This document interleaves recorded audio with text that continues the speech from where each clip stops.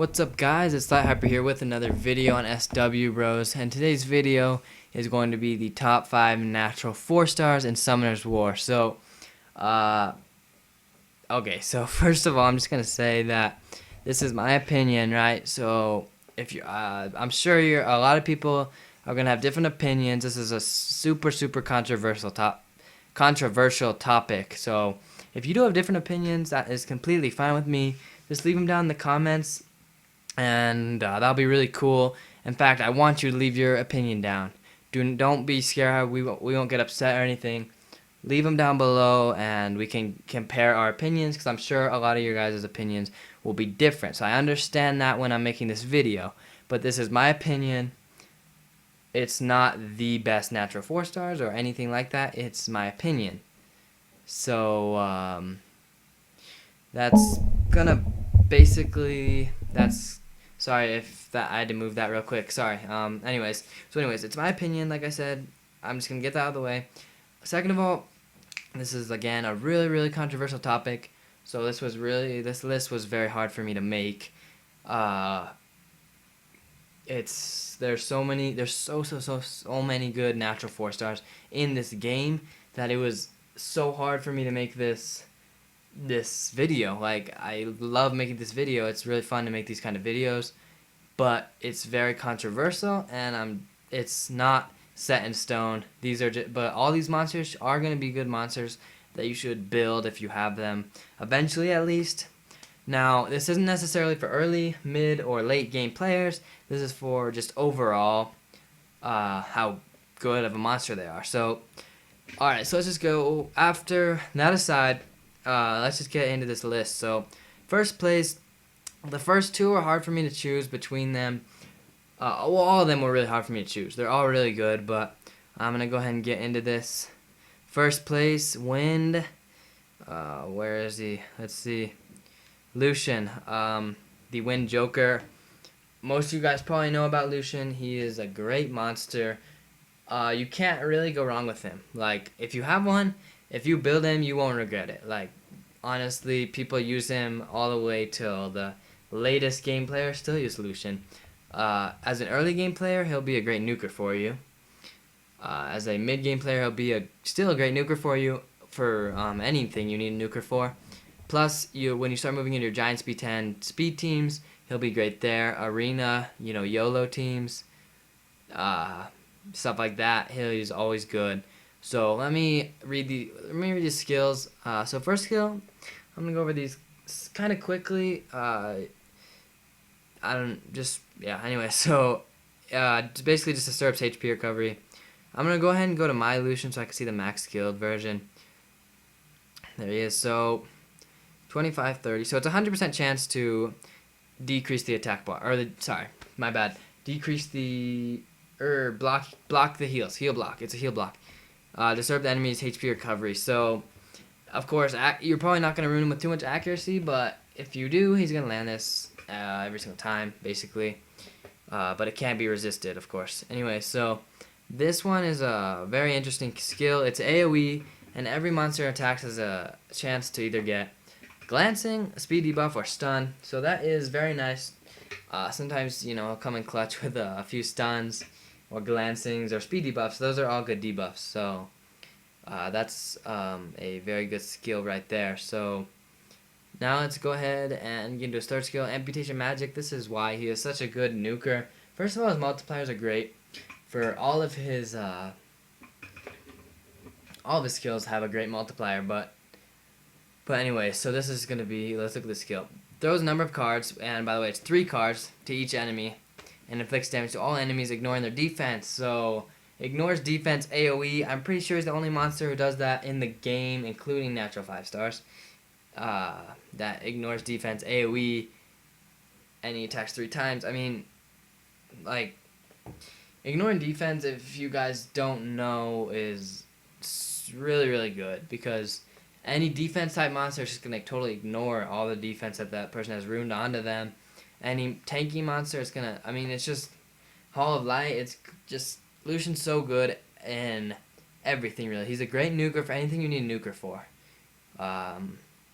You know, he's good. He's great in arena offense. He can be used in arena defense, guild wars, or guild battles, whatever. And then Giants B10 speed teams, Necro B10 speed teams. People are starting to use him in. There, you can't go wrong with Lucian, honestly. So, anyways, let's get to the next monster. Another great monster. I'm just gonna go to mine again because so I can see the skill ups. Anyways, Galleon. You know, everyone that doesn't have a Galleon is always wishing for one of them. I mean, just he's so good. Like, okay, so I'm just gonna. Okay, so anyways, I'm just gonna go over these skills. So first one, basically, is an attack. Is just an attack or a defense break. So it's 100%. It's 100% chance once you max skill him. I haven't max skill his first skill. I need to. I just max skill his last one, but anyway, so it's 85 for me. Chance to defense break for 1 turn. First skill defense break. That's good. I'm not complaining. This one does more damage and it absorbs 30% of the attack bar. So that's good. That can be useful. And then let's see. And then we have time to loot. One of the best skills in the game. It defense breaks all enemies harmless, so it won't glance. So it doesn't matter what element.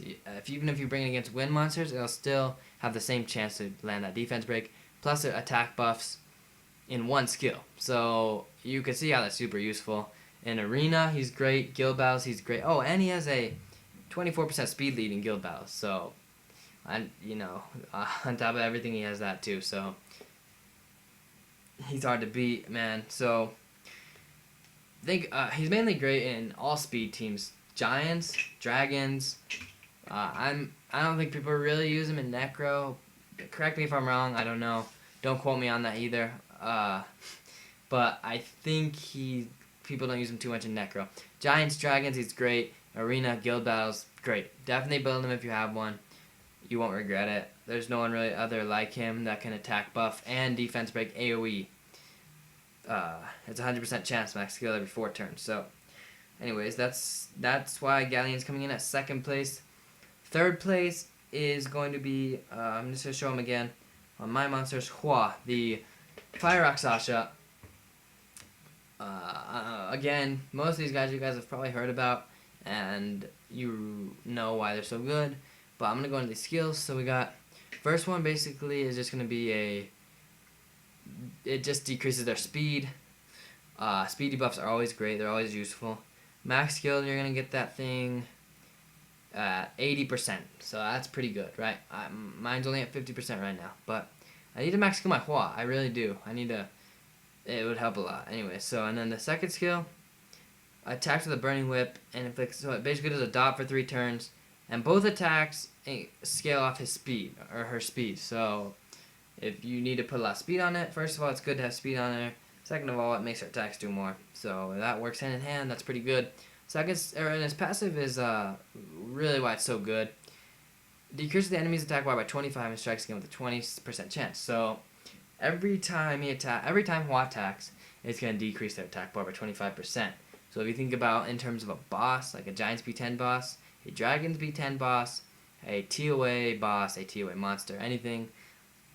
If you have a fast Hua, and it's pushing back the attack bar every single time, you could easily get that guy having no turns. If you have a Vertihil and a Hua, and maybe like a Spectra, you could easily get someone getting no turns, 0 turns, because you're pushing his attack bar so much. Like, pushing it back so much. It's great. That's why Hua is useful in so many areas of this game. Hua is basically useful in every single area of this game. She can nuke. She can be a decent tank. Not like a tank, but you can put some HP on her and she'll still be good. She's great in Giants B10. I love her in Giants B10 to push the Giants attack bar back. She's great there. She's great in Dragons B10. I also love her in Dragons B10. Same reason. If the boss isn't getting turns, then my guys aren't dying as much. There's still the counterattacks and immunity, of course, in Giants B10, but anyways, less turns for the other guys. Good. That's good. I think people use Hua in Necro, and I know people use Hua in raids. So Hua is useful in basically every single area of this game. If you have one, build it. You will not regret it. So, 4th place, so that was the 3rd place. Hua gets 3rd place. 4th place, I'm going to go to mine again. I really need a 6-star mine. Chasun.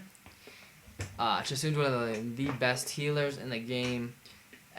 Go into a guild battle, an arena if you're like decently high leveled, and it won't be long before you, like if you're decently high ranked, fighter, guardian, or fighter, conqueror, guardian, and it won't be long until you start seeing Chasuns all the time on their defense. So, first skill is just a glancing with a 50% chance. That's pretty good.